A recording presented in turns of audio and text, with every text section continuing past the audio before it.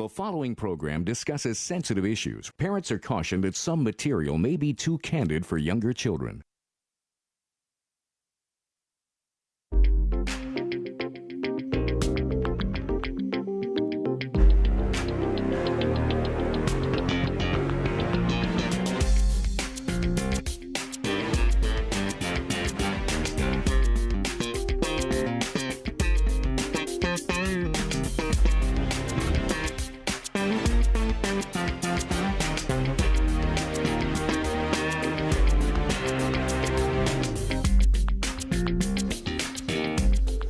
Hi, I'm Mike Carducci with Coming Out Ministries, your host today on Pure Choices.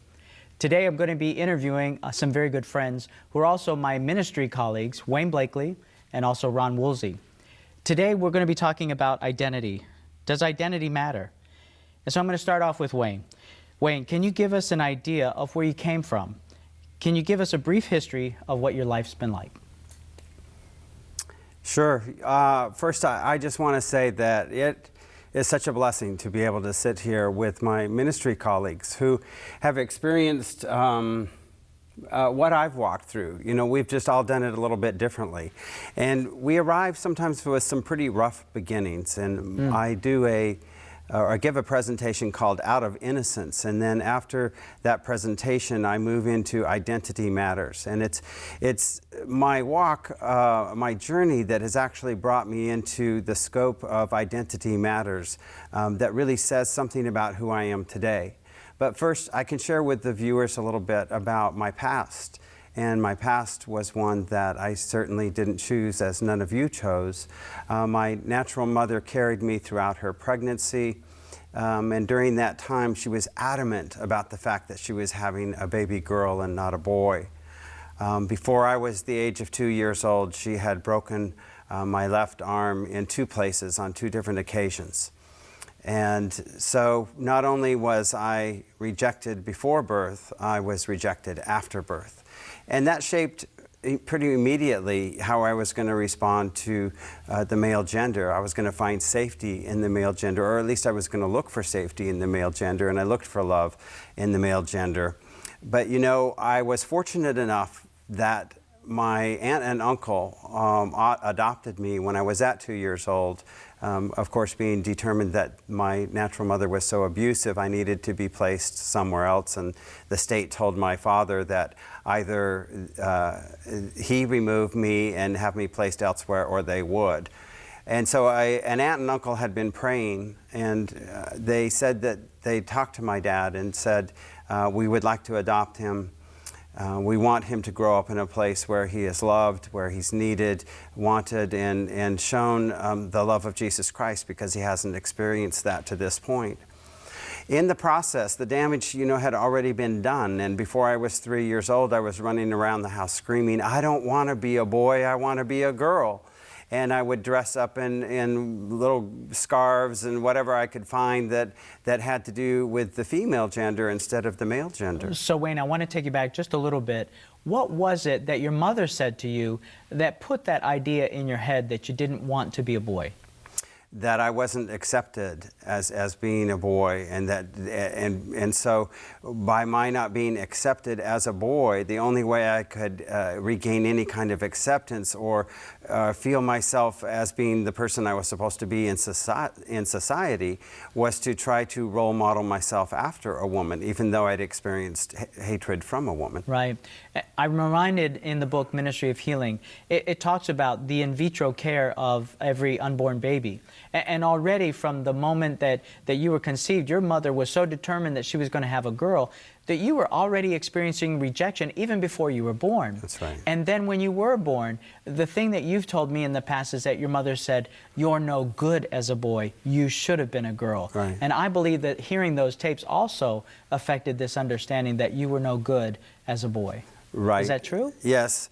It is, and so after even the adoption, you know, you can imagine now I'm in a place where they didn't have those tapes playing that happened, you know, from my natural mother. They weren't present, and so they couldn't figure out what was going on. I mean, they knew some abuse had taken place, but as I began to grow up and past the ages of 3 and 4 and 5, and I kept having more and more desires for feminine type things rather than masculine things, they didn't know what to do. They reached out to teachers, they reached out to pastors. Nobody could fill them in as to what should take place. I went to school, and you know, as soon as I entered school, I was teased, harassed, and abused. I hated school from the classmates who noticed that I was different from other boys. Male and female? Yes, from girls too, but there was more comfort in women than there was in men because the femininity they could identify with, it wasn't offensive to them, whereas in the female or the male masculine role, as you're presenting with feminine characteristics, you know, that's just not acceptable. So the program is called Identity Matters, and already you're only an elementary school, and I'm confused myself. How is it that a little boy who was rejected by his birth mother, you know, who said he was no good as a boy, he should have been a girl, how is it that you attached to the feminine side when it was also the feminine side that had abused you? Because I was still looking for that acceptance. I was still trying to get back to what I was supposed to have been. Wow, all right. And so already you've painted a picture of extreme confusion for me. Keep going if you would.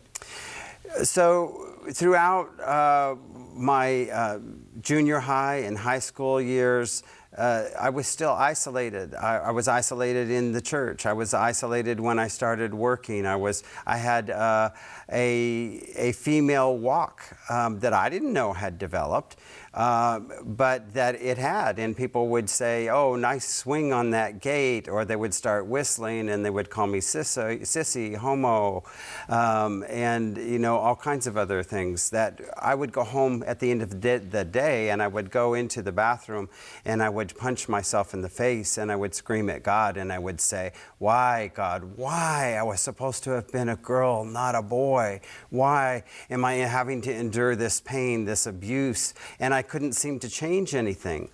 How old were you at that time? When I was doing that, I was about 12 or 13. Okay. All right. And my dad would try to, who is now my uncle, or my uncle had become my dad, essentially.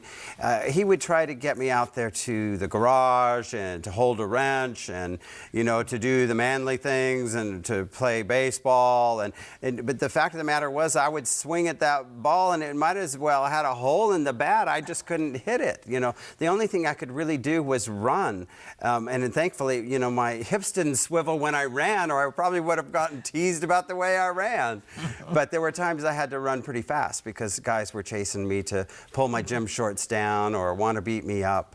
And actually I found out a couple of years ago that a guy that was going to school in the same class as me looked a lot like me, and he had been being beat up on the way home from school because they thought it was me.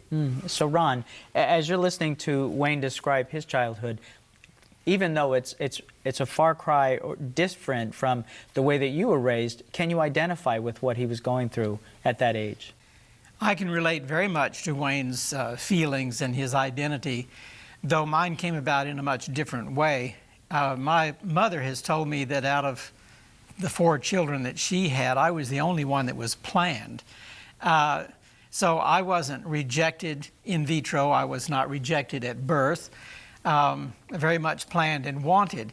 But I was molested when I was 4 years old, and from that point on, it was a traumatic experience for me, and I didn't tell my parents what had happened. I internalized, and because I did not deal with it at 4 years old, I didn't know how to deal with something like that. Right. But soon after that, I started wetting the bed.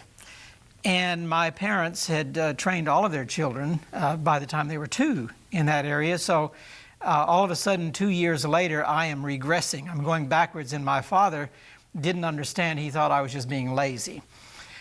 So he started dealing with me in an abusive way, emotionally.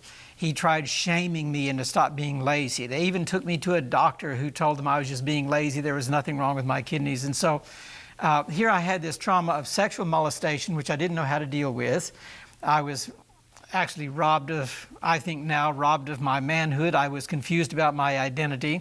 And then my dad was emotionally misunderstanding me and abusing me, and so I felt rejection from him.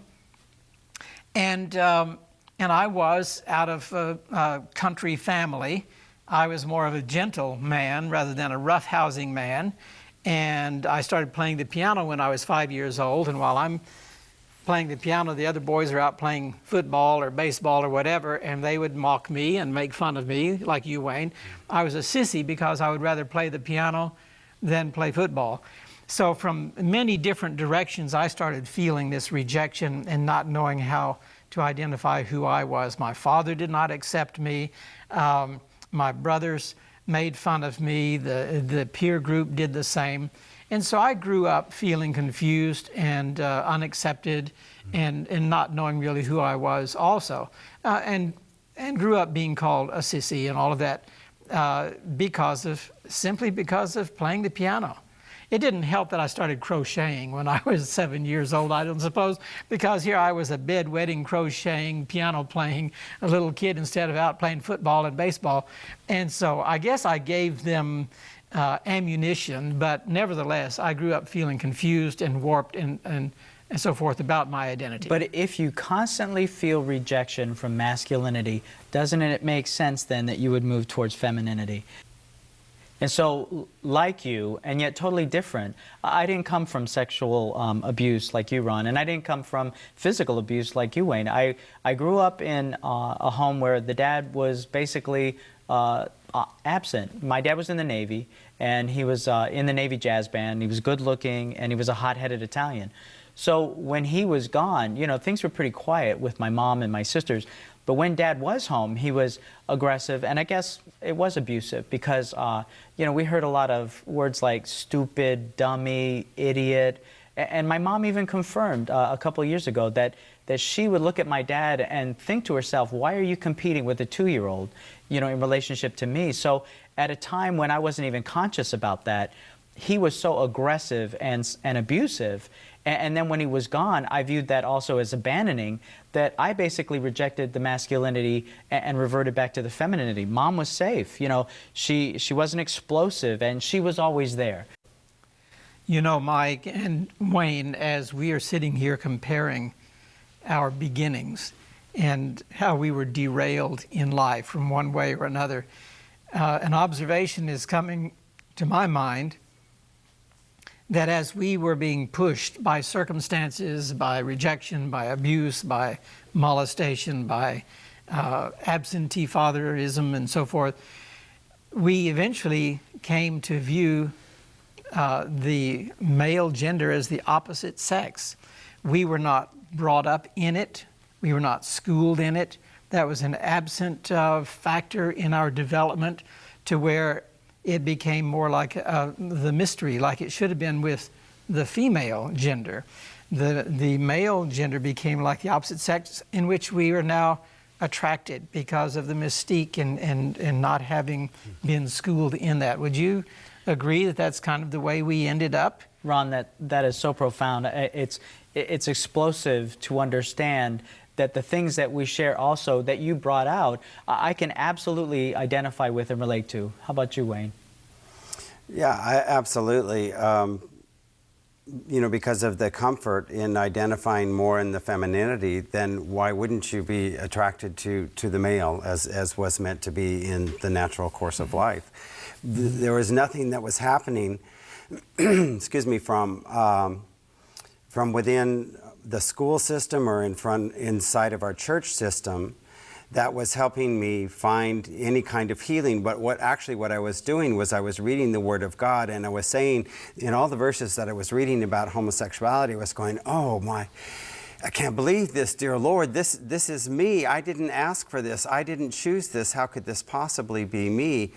And so even though I was walking with this more feministic type of personality, I couldn't understand how it was that I arrived at this because I didn't choose this.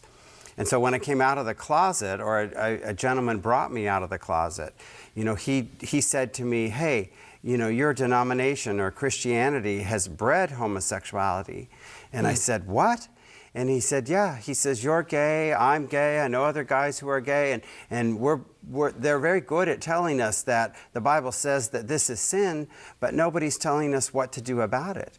And so I said, well, goodbye Christianity, and goodbye God, you know, I'm out of here, and I embraced immediately my gay identity. Wayne, I have a similar instance. It was after I'd left church culture, looking for resources, looking for someone I could confide in. And after they said something so derogatory about women, I rejected it. I walked out and I said, God, if that's the best you've got, I'm out of here.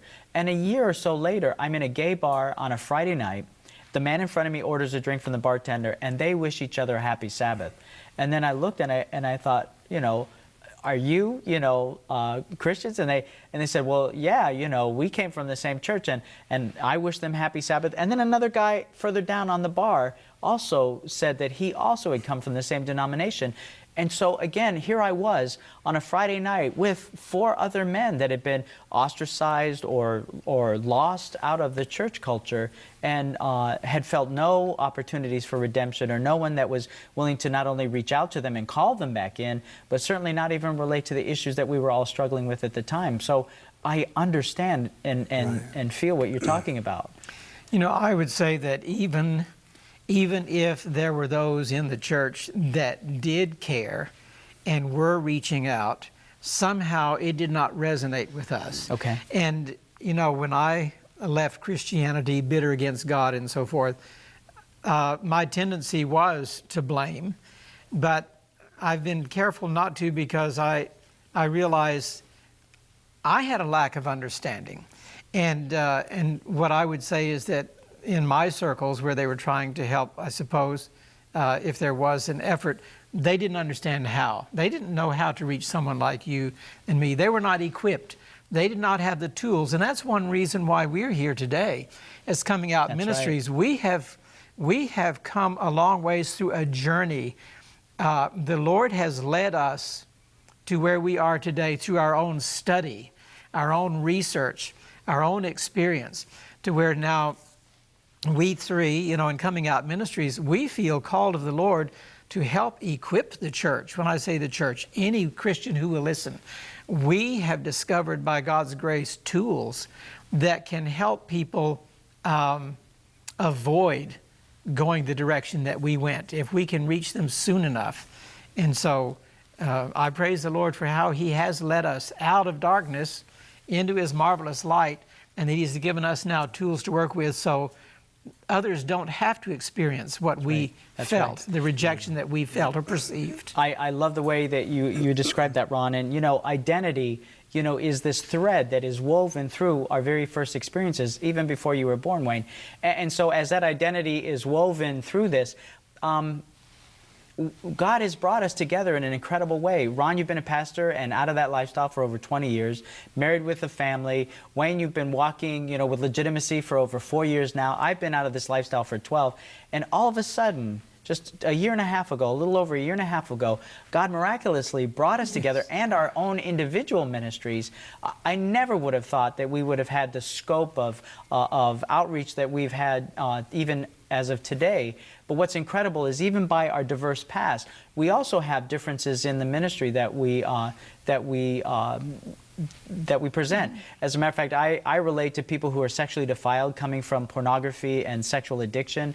Wayne, your ministry is to reach out to the church culture, to talk about educating the churches on how to receive homosexuality, how to relate, and create a safe environment. And Ron, who has a church and a family of your own, you've been doing this ministry, and you've been doing your presentations for 20 years by yourself. So what's incredible is the way that this has come about. But what I want to talk a little bit more, and I want to stay on this thing about identity, is Wayne, as you came into Christianity, talk to me about how your identity changed and what that means for you today. Well, when I first began to share my testimony, I wasn't sure who it was that I was now. And so I knew that I had been redeemed, but I didn't know when I would walk into public environments to speak, to tell them who I was. And so it was said by one person, well, you're still gay, you're a gay Christian. And I was like, you know what? That's really what God redeemed me from. Why would I identify with what he brought me out of? And so then I switched to this idea of identifying by the attraction. So they would say, well, you're a same-sex attracted Christian. And I was like, you know what? That still kind of leaves me shackled to my past. That doesn't seem right. It seems like there's supposed to be some kind of freedom when you're baptized, that you go under the water, that you don't really necessarily come up straight, but you come up as a new creature in Jesus Christ. Yeah, but it wasn't holy water, was it, Wayne? Oh, I think it was. I think that we have that tendency to think that that water is miraculous as its effect, but like you, I came up still a homosexual, with the homosexual feelings and definitely in sexual addiction. Yeah, I mean, it was holy water, and that what transpired there was that the old self died and the new creature came up out of that water. But from the standpoint, and what Ron, you were mentioning a little bit earlier, about blame and ignorance, and I see some responsibility in here. The church has been very much sitting, watching this all take place, over years and years of the evolution of homosexuality, and really done nothing because of their ignorance. They haven't known what to do. And that's where I believe divine intervention came in. And God said, you know what? I have taken people from worse places and put them in higher places to show and to reflect my love, my truth, and the teaching of what really needs to transpire, the transformation that is possible through me, not just about homosexuality, but about adultery, about pride, about gossip, about, overeating, about whatever our sin condition is. It's about learning to come together. James 5:16 tells us to come together and confess our sins one to another, and to pray for the healing that is possible through Jesus Christ. And I believe that is where the church becomes the family that God meant it to be. Awesome, beautiful. Ron? When I came into the faith and later into ministry, there was still confusion about my identity, because I remember as a new minister, excuse me, but I would be doing ministry work and with other people, and I noticed that tongues begin to wag if I was seen with one of the church ladies doing ministry work. And I thought, well, why would that be? I come out of the gay life. There should be no concern here, I wasn't inclined to be straight or to marry. I was just going to be a Christian the rest of my life. Well, then we had a young Bible worker come and join our work, and he was a nice-looking young fellow, and we were very good friends, and then we did some work together. Tongues began to wag, because now here's the pastor with this young man, and I got to thinking, I can't be seen with anybody. My identity is so confused, not with me, I know who I am, but the church doesn't know for sure. That's right. I can't be seen with a woman, I can't be seen with a man. Lord, help. And the Lord intervened. I mean, within just a few months, I met my wife, who I'd really met as a child, and we were married in short order, which surprised me because I was not inclined to go that way. But the Lord worked in such a way that He created a new identity for me and put me in a ministry and in a marriage and with family. And the tongues have never wagged since then. And I think the Lord established an identity with me because of the calling that He gave me in ministry. And I just rejoice to see how the Lord can take us from wherever we are, put us where He wants us to be. He will give us the identity that we need to accomplish His purposes. That's right, Ron. And when I came into church culture, I didn't even know what what defiled was. And so like a little kid who sees a bug in the milk, if they're really young, they just drink the milk, and then as they get a little bit older, they take the bug out of the milk and drink the milk. And then, by learning, by the time they get to be about 3 years old, they recognize that the milk is defiled by the bug and they don't drink the milk. So as I began that journey with the Lord, I got baptized, and as I started walking with him, it was a lot of falling down, but Jesus was the encourager to tell me to get back up. And I never chose to be straight. I didn't think it was possible, therefore I didn't pursue it, and I knew I certainly couldn't change my behavior. I wasn't going to do what I did in high school and just do behavior modification by getting a girlfriend and living frustrated. That in itself was a private hell. And so what was great is Jesus said, no, Mike, you can't change your attractions, you can't change your feelings.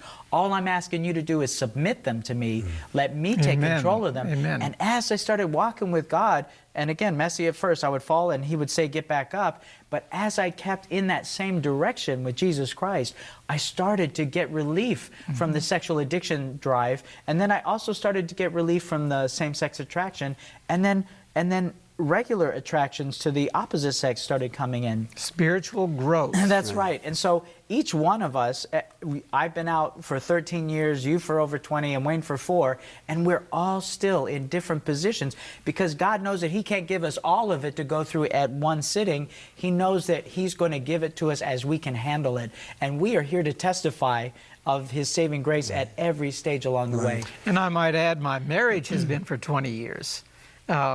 I came out of the gay life 21 years ago. I've been married for 20. Together we have 5 children, 5 grandchildren. The Lord is good. Yes, yes. You're a powerful example. Yeah, I would just like to say that if you're watching and you're part of a church, ask for your pastor, ask for your leadership to get involved in the process. Because rather than watching, I believe that God wants you to get involved in the process of the healing. And so it is in the embracing of the same-sex attracted individual or the sinner with any sin temptation that the transformation begins to take place as you reflect the love of Jesus Christ. Amen, Wayne. That's a great thought. And so for our audience out there, we definitely want to let you know that as we have shared our history, and you can see how the identity has gotten so confused by the circumstances and the situations that were done in vitro as well as the things after we were born and as we were being raised. We know that you also probably know somebody who's struggling with homosexuality. And so we want to encourage you and to talk to your pastor, take it to the local conference as well as the general conference, and to let them know that you need these resources, that you want to be able to reach out to this community. And so as you write your letters and call your local pastor, we want to encourage you that we can actually get the word out that there is redemption available for homosexuals. And so, Wayne, if you would, give us our final thought. You know, as a prodigal returning versus the church body, it's so important for us to keep a spirit of humility with one another. My returning in forgiving the church for their ignorance, and the church in forgiving itself for not having addressed this over all these years. Get involved now. Great. So as we come to a conclusion, we want to thank you for watching our program on Identity Matters. As you've experienced today, identity truly does matter. And we want to encourage you to continue watching as Coming Out Ministry hosts on Pure Choices during the next several days.